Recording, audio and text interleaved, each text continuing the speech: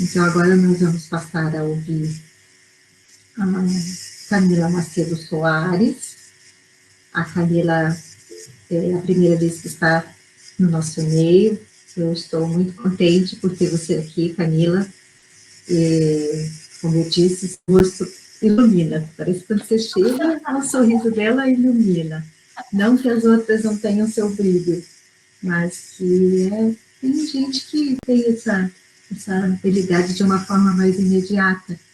Outras a gente vai, aos pouquinhos, vendo, ela vai brilhando mais, mais e mais.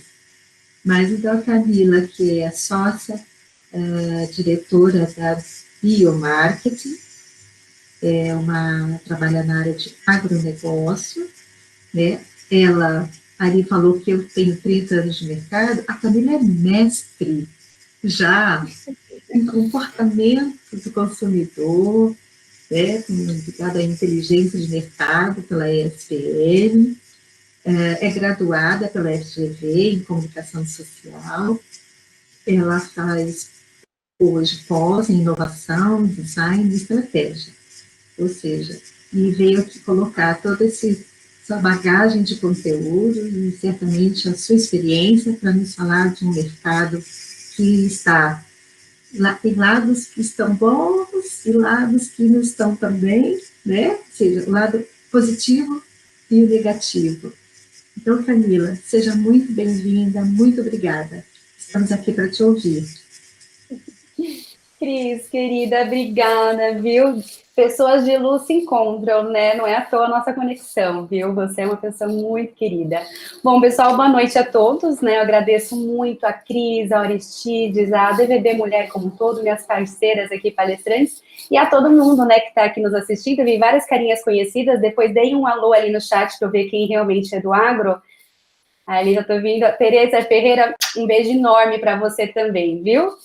Bom, pessoal, eu sou Camila, né, como a Cris falou, sou da área de comunicação, mas vou me arriscar a falar um pouquinho aqui sobre os efeitos da crise, né, no agronegócio.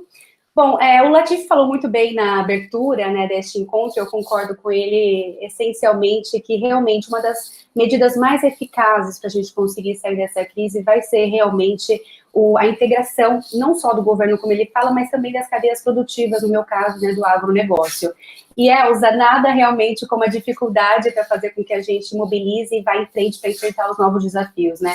Tenho certeza que seremos muito mais preparados e os eventos são realmente fundamentais, não só para o andamento, mas para a evolução da sociedade, né? O agro tem sentido muita falta dos eventos, se Deus quiser, tudo será breve, a gente vai poder continuar com os nossos eventos, nossos dias de campo, né? Bom, mas vamos lá então, vou tentar passar aqui num cenário bastante rápido o que eu vejo de impacto que o agro está sofrendo, né, aqui neste encontro que a gente está tratando como médio, né, impacto, e também o que eu imagino para o nosso pós-pandemia, né, como que o agro pode sair dessa. Eu vou acabar falando com um pouquinho mais o viés da comunicação, né, que acaba sendo a minha área de atuação. Mas vamos lá, é impossível a gente começar falando sem citar a crise de petróleo que está acontecendo. Eu vou tentar ser bastante didática, porque eu sei que aqui tem muitas pessoas de eventos, de seguros e outros setores que não do agro, né?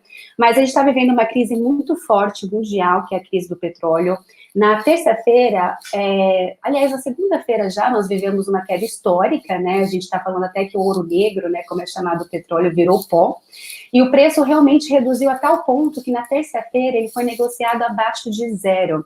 E para vocês terem uma ideia, no início desse ano de 2020, o barril custava mais ou menos $70, ou seja, uma redução drástica. Mas afinal, né, por que a gente fala que isso afeta o agronegócio? Afeta diretamente, na verdade, uma das categorias, né, do agro, que é o setor sucroenergético, o sucroalcooleiro, que perde a competitividade com o petróleo neste preço. Afinal, né, o risco aumenta também diante da redução da demanda por etanol. Afinal, as pessoas estão andando menos de carro, mesmo os caminhões, né, apenas aqueles que precisam das atividades essenciais estão circulando, companhias aéreas com menos avião nos ares, e aí por diante. Então, realmente, oferta maior, demanda menor, impacto direto no setor sucroenergético e, infelizmente, ainda sem novidades de planos de auxílio do governo, tá bem? Um segundo elo bastante importante, que é a questão de hábito de consumo alimentar, e aí tem a ver diretamente com a minha questão, porque eu, como a Cris falou, tenho mestrado em comportamento do consumidor, e realmente a gente tem visto um comportamento de consumo drástico nos alimentos, né?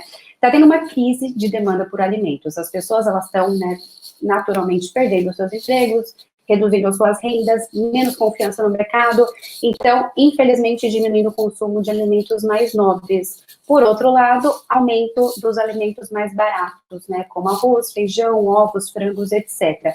É isso que tem acontecido no mercado.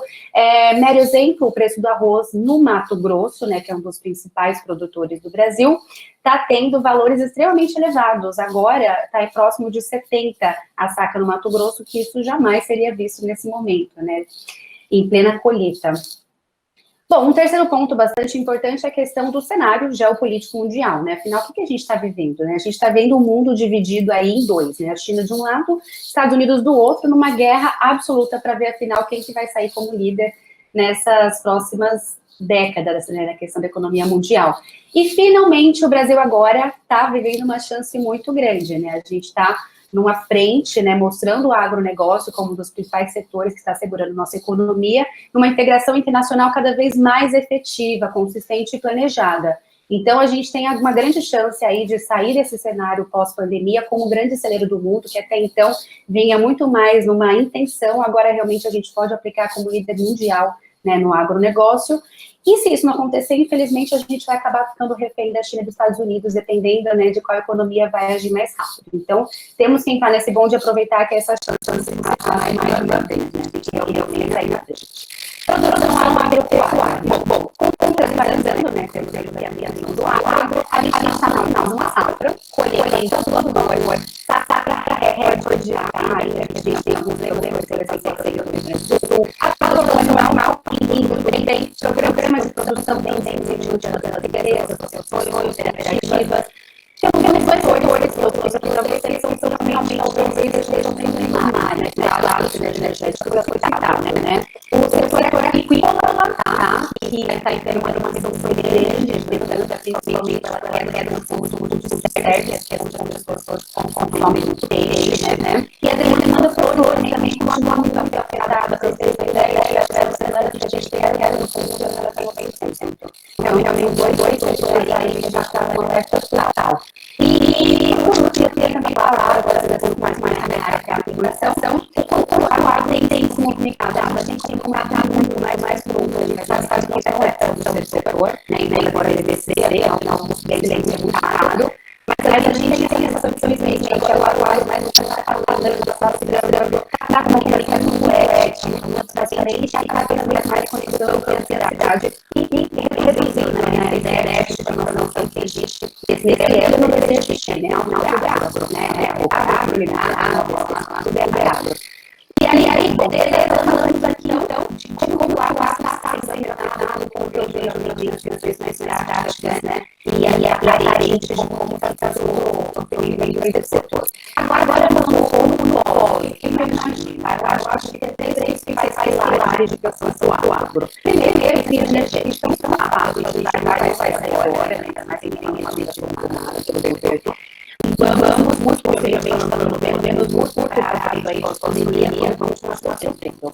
Vamos ver uma redução da demanda de alimentos mais tópicos, que eu já falei, já está acontecendo, deve continuar, né, as pessoas conseguindo mais alta, e a gente deve fazer, a gente tem agora, tem mais arroz, feijão, alimentos baratos com ovos, essa é a presença de consumo, e também no Brasil, realmente destacado esse Covid, né, o Brasil tem uma estratégia agroambiental, a gente tem uma imensidão de terras habitáveis, temos água potável, então a gente realmente vai muito estratégico economicamente e tem economias aí hoje, a gente tem esse debate atual. E o Brasil, tem a chance de sair como celeiro do mundo, hoje para realmente representar a sua economia. Então, aciona aí toda que a gente faça um bom trabalho e saia como celeiro do mundo.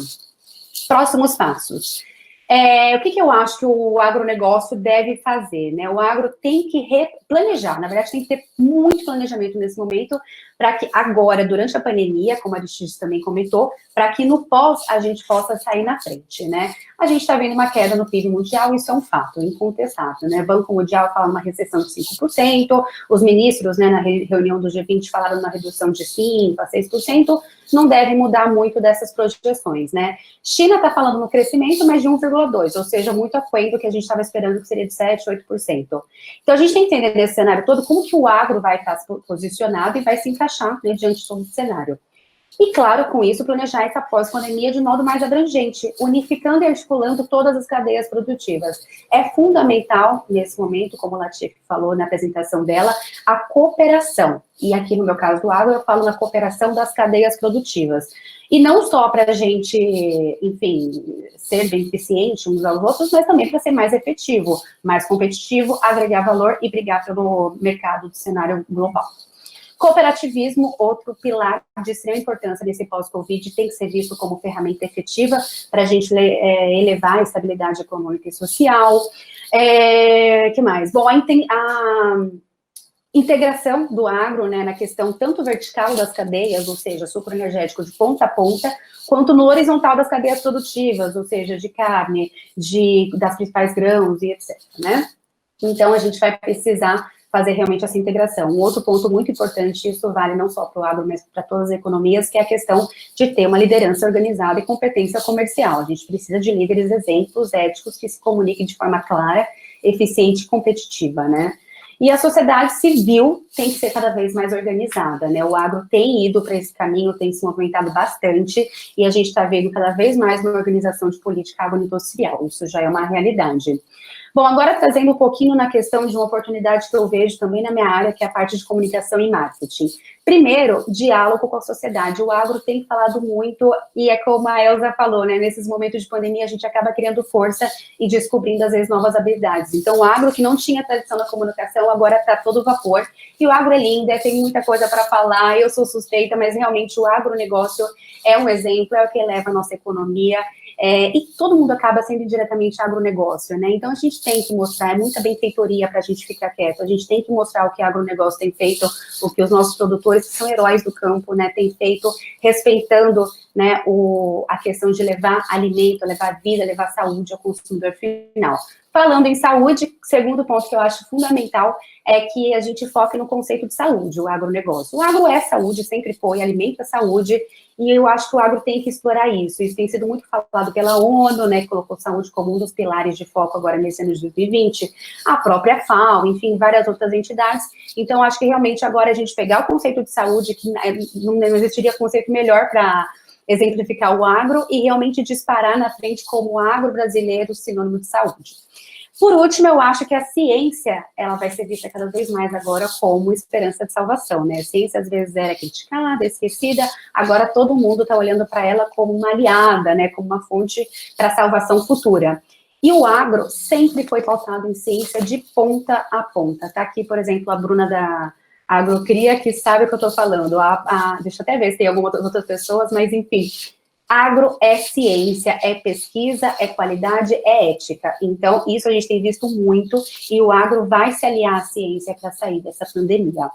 Bom, acho que é isso, mais ou menos, depois eu fico à disposição para as perguntas, mas é isso, no sentido de como o agro vai ser impactado e as perspectivas que eu vejo aí para esse futuro do pós-Covid. Muito bem. Se alguém tinha dúvida do que é um diploma colocado em prática, a gente o soube hoje. Muito bem. Muito obrigada, Tereza, por ter indicado a Camila. Ela é brilhante também, cada um no seu setor. Elza, Camila, minha gratidão.